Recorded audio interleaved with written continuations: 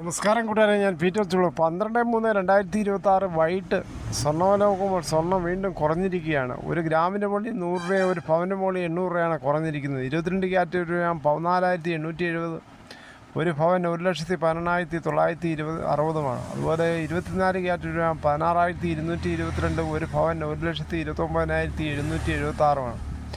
അതുപോലെ 18 ക്യാരറ്റ് രൂപ 12,167, ഒരു ഭവൻ 97,336. ഇതാണ് വൈകിട്ടത്തെ സ്വർണ്ണവില. സ്വർണ്ണം വാങ്ങിക്കാൻ പോകുമ്പോൾ സ്വർണ്ണത്തിൻ്റെ പരിസ്ഥിതി ഉറപ്പാക്കി വാങ്ങിക്കാൻ ശ്രമിക്കുക.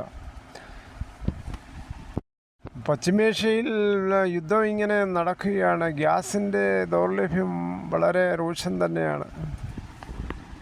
പഴയതുപോലെ വിറകിലോട്ട് പോകുമോ എന്നുള്ള സംശയമാണ് മിക്ക വീട്ടുകളിൽ.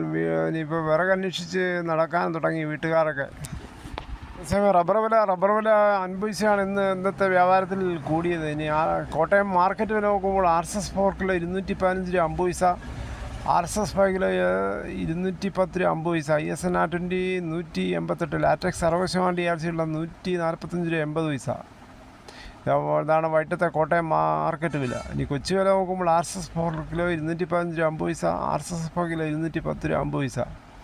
ഒട്ടുപാൽ നോക്കുമ്പോൾ 80% DRC ഉള്ള ഒട്ടുപാൽ കിലോ 140, 60% DRC ഉള്ള ഒട്ടുപാൽ കിലോ 105. അകർത്തല വില നോക്കുമ്പോൾ RSS 4 കിലോ 206, RSS 5 കിലോ 203. വിദേശ വില നോക്കുമ്പോൾ ബാങ്കോക്ക് RSS 4 കിലോ 236 രൂപ 11 പൈസ, RSS 5 കിലോ 235 രൂപ 67 പൈസ.